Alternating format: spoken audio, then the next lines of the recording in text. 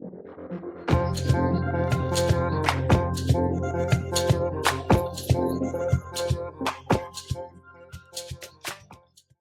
guys, and welcome to today's video.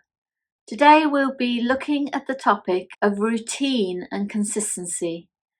So routine is really the how and the when of rat keeping and how our rats live their lives, because some routines and consistency is dictated by them and goes on in the cage without any influence from us. So let's start by defining the words, and then we'll move on to thinking about why they're important.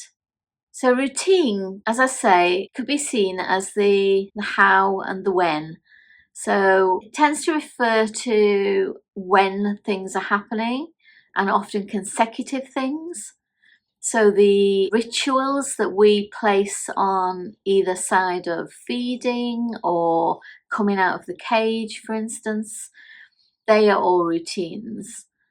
And also, as I say, rituals that are created by the rats themselves. So that would be around what sort of time they would normally go to sleep, what time they would wake up, how many active periods they have throughout a 24-hour period, whether they get up and go to a particular toileting area that's close to their hammock. Even which hammock is used and in what way and by whom could be something that was a routine. So routines can be established by us around things like feeding, cleaning the cage out time, giving medication, any aspect of rat care. And they can be established by the rats through what they do, sometimes in response to us and sometimes independently. So for instance, if we look at a feeding regime, let's say a late evening feeding regime, it might be preceded by out time, and there'll be routines around that, how the rats get out of the cage, how they get back into the cage. And then there'll be routines around feeding. So we might see the rats are actively hanging off the cage bars, excitedly waiting for food. And then there can be routines after feeding, because that can be lights out time, for instance, if the rats are in a room of their own. Or all sorts of routines can build up around the way that we work with our rats and the way that they behave on the back of that. So if routines are the how and when, then consistency is the what. And consistency is about doing things the same way over time. And I don't mean in terms of doing a routine, I mean in terms of choices we make about care. Now, the sort of questions that rat people ask each other, say you're at a show, often people are saying, what do you feed? What sort of substrate do you use? Those sort of things, particularly new people coming to a show, they want to find out lots of information and they assume consistency. So anybody who can answer the question, what do you feed your rats, is practicing consistency. I know myself that for probably about 95% of my rat keeping years, I have used a shredded cardboard substrate. And in that period, the rats have had many experiences of many different substrates, but they've always had the consistency of that one. And by that I mean, so the base of the cage would be covered in the shredded card, and that would be consistent throughout.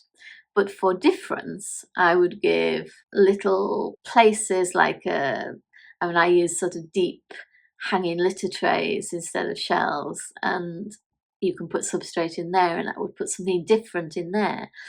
And obviously then there's litter as well that goes in the litter boxes, that would be different as well.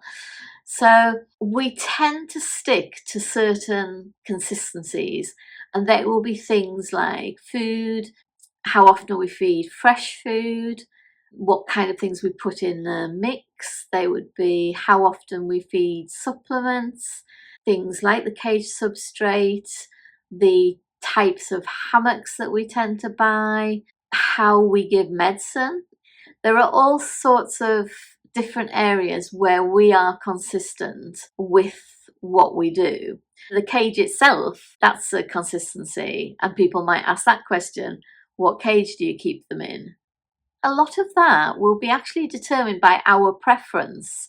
Some of it by the rat's preference, I hope, but a lot of it will be our preference. A cage usually is decided upon in terms of what we prefer. And same with substrate. People want substrate to do different things. Some people want it to be easy to clean up. Some people want it to smell a certain way. Some people want it not to smell. So there's all sorts of decisions going on there, but the consistency is there because our preference is our preference.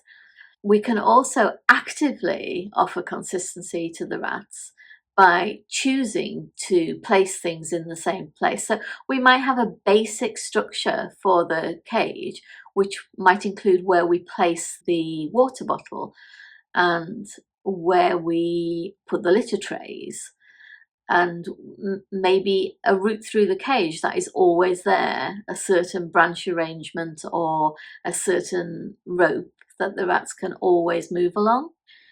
And these sort of things are what build consistency into the rat's life. So we have these two factors which are similar but not exactly the same. And they're partly driven by us and they're partly driven by the rats. But whether they're driven by us or not, they are of benefit to the rats, and we'll go on to look at that next. So I want you to think about this in the same context as we've been thinking about really the whole journey of nature or nurture. So we looked at how nature and nurture affect things like stress responses and anxiety levels in rats, which are obviously variable, neophobia in rats, which is variable, and the way that development occurs and is disrupted by stress and other factors. And then we've moved on to what can we do to help. So we looked at choice in that regard. And this concept today of routine and consistency is for exactly the same reason. So we're looking at things that will support a rat both by increasing confidence and resilience to stress, and also by supporting those rats who are anxious or who are neophobic. And there are really two reasons why routine and consistency are so supportive to our rats. The first is actually bouncing back to choice, because what routine and consistency bring to the table is predictability. And we learned with the whole area of choice that predictability is what allows rats to feel that they have control over their environment. There are some ways that rats actually have control over their environment. So if we put shredded paper, say, into the cage, they have control as to what to do with it, where to put it, how to use it, and it'll almost always be taken and placed somewhere for the purposes of bedding, nesting material, something that they see will keep them comfortable and warm. And that's all their choices, and that's real choice and real control. But we also saw that we don't need to give them real control over the environment. We just need them to feel they're in control. So what we want to cultivate is lots of the hanging on the cage bar moments. So our routines and our consistencies help them to develop these rituals themselves, things that they do in response, that they do routinely and regularly, and that help them to feel that what they're doing makes something happen. And we know that it doesn't make something happen because the thing was going to happen anyway, and we would feed our rats even if they all just stayed in their beds until the food arrived. But that wouldn't mean that they were involved. And the fact that they are so inquisitive and so interested is what pushes them towards that sort of involvement, and that desire, they have that desire for control, and that pushes them towards involvement. So rats are a perfect example of an animal who is willing to engage with us and work with us in this way, so that they can feel, I mean, they're not doing it for that reason, but they are driven by the desire for choice and the desire to feel in control of their environment. So they may not realize that their little routines help them in that, but they do. And we can gain that insight. And once we gain that insight, we can see the value in maintaining routine and consistency as much as possible. The other reason why consistency is important is that it helps the animals in our groups who are the most anxious and the most neophobic. And that can be and or. So we do get rats who are not particularly anxious but are neophobic. They don't like change and newness. And we have some animals who probably, if they're very anxious, won't like change or newness either. So it can be either, it can be both. But those animals are the ones who tend to struggle with any significant change. And we can help to make those individuals more resilient. So we can help them to feel less anxious and help them to feel less threatened by new things coming into their environment by maintaining routines and consistency. So these are really deep and important things that routine and consistency are doing for our animals. And they're not difficult things to establish because most humans, as I say, have preferences and tend to be consistent. And most humans also work with routines. Now, where does novelty come into this? And it's exactly the same as with choice. So novelty is important, and that means that sometimes new things will come into the environment and things will happen differently.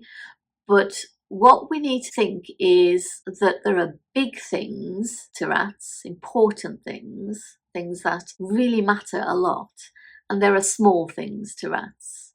And what we need to do is keep the consistency and the predictable aspects of routine and consistency, keep those for the big things. So what cage they live in, if possible, that could be a lifelong decision. What substrate you use, again, that can be a lifelong decision. What diet you feed, that can be a lifelong decision. But that doesn't mean that you won't ever introduce new beddings. It doesn't mean that you won't ever introduce new food. It just means that the big things are kept the same, and then we introduce novelty through the small things. So it's a bit like the challenge, the incremental change that we said with the challenge in terms of the structure or setup of a cage, for instance. That we want to challenge our rats because challenge increases confidence and it increases the ability to problem solve, and both of those things help them to be resilient to stress. But we want to make it small changes.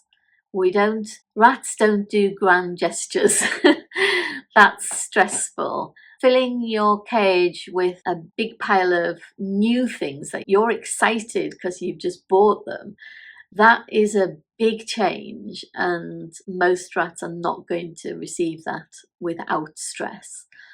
But adding new things over a period of time is great because it challenges them in terms of anxiety or neophobia. It challenges them in a way that they can deal with and cope with and survive. And they feel more confident afterwards that they've done that, rather than becoming less confident because they're feeling stressed and anxious all the time. So basically, separate in your mind what's a big thing and what's a little thing. And if you can't, just always work on doing things in small incremental changes. So whether that's new stuff or whether it's change, just do it little bit by little bit. Okay, we'll leave it there for today. This hasn't been a long talk, but that's possibly a positive thing. And I hope you've enjoyed it. I hope you'll subscribe to the channel, and we'll see you on the Nature and Nurture Facebook group. Thanks for watching. Bye.